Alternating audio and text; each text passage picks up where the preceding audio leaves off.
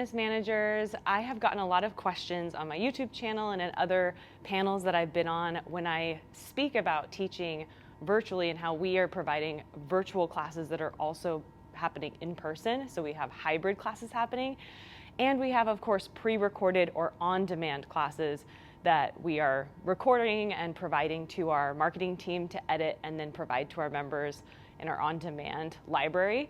So I wanted to take a moment to go through the setup that we have and how the equipment works together to create a simultaneous virtual experience and in-person, that hybrid experience. If you are a more scrappy group fitness manager like myself, who is working with a strict budget, as most of us are right now, and maybe you have a large team of group fitness instructors who are teaching in multiple studios, we'll talk about two different types of setups and how one of them is a bit more complicated but can provide advantages, pros to the digital experience, and then the other that is a bit more simplistic and provides some advantages to the ease of use for the instructor, and isn't quite as perfect, or I guess the experience isn't the best for the virtual participants, but we've found that actually our instructors feel much more comfortable with it. So I would recommend that you potentially attempt or try both of these, one or both of these, and I'll emphasize and highlight on the things that we have found were really important and some of the things that I thought were going to be important that actually weren't the smartest investment. So let's go ahead and start with our first more complicated virtual setup. And there's three really important components to any virtual setup for your group fitness instructors. One, it needs to be mobile, because most likely you're going to be moving this equipment from studio to studio, depending on the class that you are broadcasting to participants who are not there in person. Second is that the sound needs to be high quality. So I personally, right now for this video, am wearing a Rode microphone. It is a very low cost lapel mic. And then I will show you in the other setup, there's a point and shoot mic by Rode, and I'll put all of the specific pieces of equipment in a PDF document with this video. But that particular microphone I found was really, really helpful, really, really useful for us to increase our sound quality when it came to the voice of the instructor. So making the setup really simple for yourself as a manager and for your instructors, making it mobile, making sure that sound, that microphone is on point. And then finally, making sure that you're able to basically provide the experience that's beneficial to both the in-person participants and the virtual participants, if that's something you have to do. So what I mean by that is you need to make sure that sound quality, as far as the audio for the music and the microphone of the instructor, need to be audible for both parties. So that's where we'll talk about how one or the other of these two setups could work for you or not work for you. So let's talk about this first more complicated and definitely more expensive setup. And I say more expensive depending on what brand of equipment you're going to be using. This particular setup was more expensive to us because we purchased a better mixer for this setup. So let's go ahead and talk about the setup first. It is on an AV cart, which I actually think we'll call this setup A and that's setup B. Setup A has an AV cart. This AV cart was on Amazon.com and it was about, again, I'll put the link to the PDF in this video, but it was about $200, $250, I want to say. Definitely a heavier piece of equipment, so it was more expensive than shipping if you don't have Amazon Prime. But what I loved about this is that it was mobile, it was sturdy. It also had some things that we could use, like an extension cord holder, so we could kind of wrap that up. It came with its own surge protector, and then we actually added another surge protector because of all of the devices that needed to be on this particular setup. So it's mobile, it's sturdy. What I don't love about it for a studio like this, if you were to teach in here, is that it is kind of large and it would block the view for the participants in the studio. However, it also comes with its own sound. So what I mean by that is it actually has a portable speaker. So if you were going to use this for an outdoor class or a space that doesn't normally have a sound system, this is going to be what you're going to want to use so that your participants in the space can hear the music and hear the instructor loud and clear, as well as the ability to adjust the sound for the people attending virtually. What I do want to emphasize is that I did not mention in the top 3 things you need in your virtual setup, I did not say anything about a camera, because most phones, most computers are going to have a decent camera on them. You could go out and buy a really expensive camera. However, if you don't know how to use it or you don't have someone on your team who knows how to adjust it and set it up correctly, it's not really going to serve you as much as a regular good old device will work, or will work for you. The reason I also say to use a device is that we use Zoom for our classes. If you use another company where you're streaming your classes, you're most likely going to have to log into something and live stream from it, and most likely a Surface or an iPad are going to be what you want to use, or a phone. So you may want a tripod for this, because this particular setup, we have to usually put like a weight behind it or stack of something so that we can tilt this up so the camera goes to the instructor better. I would recommend too that the selfie camera or the front-facing camera on a device is not going to be as high resolution as the camera that is actually on the back. So there's always a camera on the other side of a Surface or on an iPad when we get to that. And then there's of course this kind of selfie camera. This is a lower resolution camera in most cases. So something to look into and pay attention to in how you face your camera. If you don't need to see the participants, if the instructor doesn't need to see the participants, I recommend using that rear-facing camera. The advantage of having mirrors in this space is that you could have the back of the screen facing a mirror so that the instructor could see if anything goes wrong. Sometimes that's a concern of theirs when they're on their own. All right, so that's our device that we use for this particular setup. We had, of course, the AV cart that we plug in. Everything else can be powered up. Then we, of course, have a microphone. And then let's go to the back of the AV cart to see where the receiver and a few other devices are. All right, so from this side, we want to make sure, of course, our device is plugged into our mixer. Every setup might be a bit different depending on the mixer you have, but most likely it's going to be a USB. So you'll connect that to the device, because that means that the mixer is sending the sound from the microphone that the instructor is using directly into the device. And that's part of the reason why I say that this setup letter A is going to be a better setup for the participants who are there virtually, because they are getting the actual sound from the microphone sent to them. If they have headphones in, if they're using speakers in their home, the sound is going to be much better, and you can adjust the volume of the music against the instructor's voice really meticulously so that you can get it really, really nice for them. Then we always want to make sure the device is plugged into the mixer. The mixer is down below. So this is another reason I like this setup, is there's a lot of storage for all of the knickknacks that we need for this setup. You have extra room for potentially batteries for your instructors to be able to power up their microphone. Of course, we all know that we would most likely need an instruction manual for our team so that they have a resource for what to do, where the passwords are, reminders on how to log in. Potentially they have a sub, and that sub needs step-by-step instructions. Be prepared to always need to help whenever you can for this, because it's not always easy for them.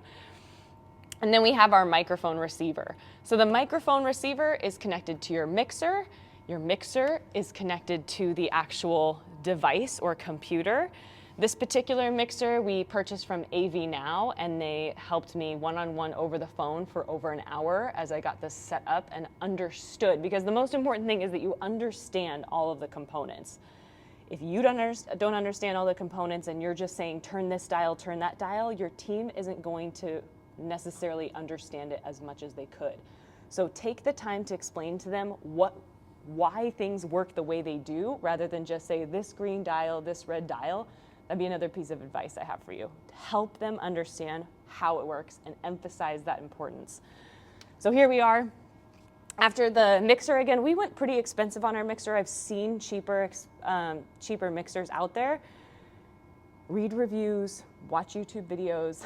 That's how I did my shopping for all of these pieces of equipment.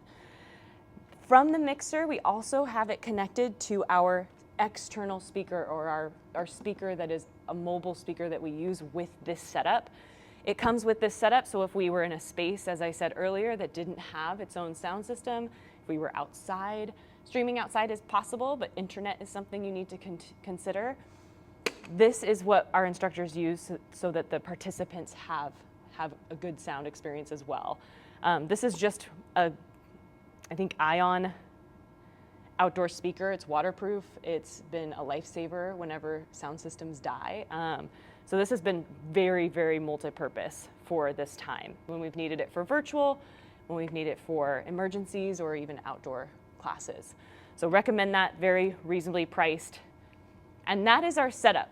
Understand how everything works, share with your team how to do this properly, and this has been a really, really useful tool during this time to provide virtual or digital classes and in-person experiences. Let's talk about setup number 2, or B. Here is our second setup, our more simple, more mobile setup that our instructors have found to be much easier for them to understand. And we've honestly been able to use it very well for especially choreographed classes where the music plays such a role in the ability for the participant to know when the instructor's cueing or demonstrating what's next. So with the initial setup we showed a second ago, the more descriptive classes, that setup letter A, the more descriptive classes like yoga or Pilates or even like strength training classes where the instructor is getting really, really purposeful on the movement and a lot of their words are really important. That's where that first setup is going to be helpful for the digital experience. For this setup, our classes where the music, or staying on the beat of the music, is more important. We've found that I think this more simple setup, there's not as much lag. The internet doesn't have to work nearly as hard to provide the digital participants with a better experience in hearing the instructor and hearing the music, because most instructors, if they're teaching Zumba, step, high impact, if they're not used to wearing a microphone, it can be challenging to ask them to wear a microphone like we do for that first setup. So here's our second setup. You need a tripod. This is again an Amazon Basics tripod. Note here that we ask our instructors not to shut the tripod. When they bring this to the office, for them to recharge it at the end of class, you see our lovely sign to tell them not to close the tripod. What we were finding is that every time they would close it, these tripods just aren't meant for the use that we give them, several classes a day. Every time they would be closed pretty aggressively, parts and pieces would start to break apart. And so they've lasted a lot longer now that we've stopped shutting the legs every time. They just bring it up to the office, carry it on up, plug it in, and it's ready for the next instructor. Then we have our iPad. I got a really robust case for the iPad, which we'll put in the link in the PDF with this video. And then I also got a very adjustable, my goal was to get a very adjustable holder for the iPad. I wanted the instructors to be able to tilt it up, to tilt it sideways. So it really works for that purpose, for them to be able to tilt it just the right way at just the right angle for what they're looking for the participants to see during class. So I'll again put this all in the description, but this has been really, really helpful. I could not find a holder for the microphone that was something that they were able to flip it around if they needed to. So right now, as you can see, this point and shoot microphone again is a Rode microphone because it's been a really good brand during this time. We've found that this is only $69, this microphone, really, really cheap, really reasonable. You do have to buy an additional cord with it, so I'll put that in the link as well. But this microphone, point and shoot microphone, didn't come with something that I could easily use the case that we put on the iPad and the particular attachment that I used for the iPad. We just use tape to tape the microphone on the iPad. And we leave a roll of tape for the instructors to use. Over time, as they switch the microphone back and forth, it does tend to wear out, but so far it has been working. If you find another attachment for the microphone that works better, please share it with me so that I can be better about that. But the reason our setup for this obviously is much more simple, our instructors have really loved that. It basically is pulling the sound from the studio. You don't have really any control as much as you do with the initial setup that I showed you, that more intense, complicated setup. You don't have as much control over what the sound is like for your virtual participants. So that's kind of the sacrifice you're making with this setup. However, when an instructor pulls this from the group fitness office, sets it up in the studio, it's a really fast setup. One last thing that I'll show you on this particular setup is, again, we can talk about cameras. We have, of course, the front-facing camera, the selfie camera, and then we have the back-facing camera, that more, as I had talked about, that higher resolution camera. Help your instructors understand that those are different so that they can be better about using the right camera for the best experience for your digital participants. And then, again, a reason you may want to use a device over just a camera is that you can log into Zoom. So our instructors we have Zoom rooms that they log into. They find the class that they're teaching that day, they launch the class, and then they teach. So the hardest part, I will say, once you get the equipment down, you purchase everything, you get your instructors on board, you identify what that virtual or digital schedule is going to look like. Once you get that all set up and ready to go, it's most likely going to be troubleshooting, helping your instructors with understanding how to troubleshoot, and really educating them consistently on what's most important, what is expected of them as instructors.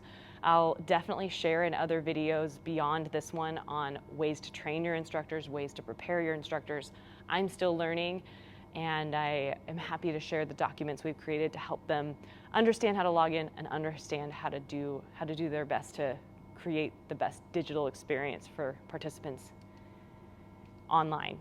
We are, again, like I said, doing hybrid experiences. I do recommend recording for on-demand classes, specific recording for virtual classes, because that's a completely different audience, and they will eventually make their way into your studios if they have that unique experience in your on-demand digital classes. Some people are going to supplement their live classes with digital, and some are going to really enjoy doing that on its own. They may not take kickboxing in person, but they really love kickboxing you're providing virtually or digitally. So that's my advice. Those are our setups currently, our options for setups. I hope that was informative to you, and I can't wait to post a list of the devices so that you can either purchase what we have or let me know what you find is useful for you and your team.